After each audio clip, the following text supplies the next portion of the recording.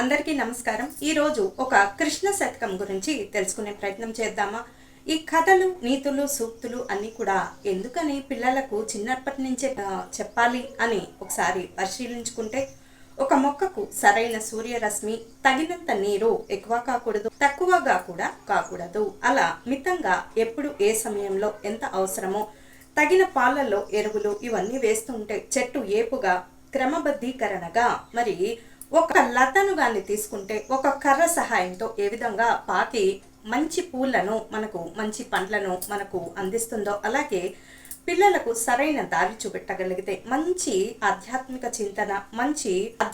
చింతన ఉండాలి, అలాగే మంచి మనస్తత్వంతో కూడినటువంటి ఈ చింతన ఉంటే, ఇటువంటి ఆలోచనలో మనము పెంపుదల అనేది చేస్తూ ఉంటే వారు ఈ దేశానికి, గ్రామానికి, అలాగే ఇంటికి కూడా ఉపయోగపడుతూ ఉంటారు।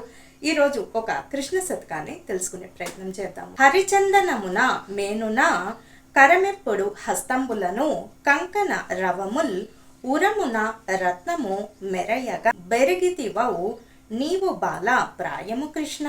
మరొకసారి ఈ శతకాన్ని చూద్దాము। హరిచందనంబు మేనున కరమెప్పుడు హస్తములను కంకణ రవముల్ ఉరమున రత్నము మెరయగా బెరిగితివౌ నీవు బాలప్రాయము కృష్ణ। దీని తాత్పర్యము, అర్థము ఈ విధంగా ఉందండి।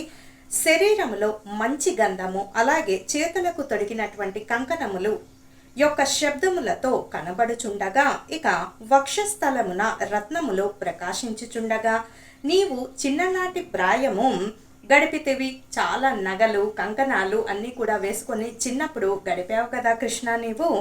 హరికి, కృష్ణుడికి చందన లేపనం అంటే చాలా ఇష్టమట, దానితోటి స్వామి చల్లబడుతూ ఉంటుంది ఆయన మనస్సు। కాబట్టి హరిచందనము, చేతులకు వేసుకునేటటువంటి కంకణాలు చిన్నప్పటి నుండే ఇలా మరి పెరిగావు కదా కృష్ణ, చిన్ననాటి ప్రాయము గడిపితివి, ఇలా అన్నీ కూడా నగలు వేసుకుంటూ గడిపావు కదా, ఇక ఆనాటి నీ రూపము ఎంత మోహనమైనదో కదా కృష్ణ, అంటే ఎంత అందగాడివి, ఎంత అపురూపమైన వాడివి, ఎంత చూడచక్కని రూపం నీది కృష్ణ అని ఆయన రూపాన్ని కొనియాడబడే ఒక కృష్ణ శతకం ఇది।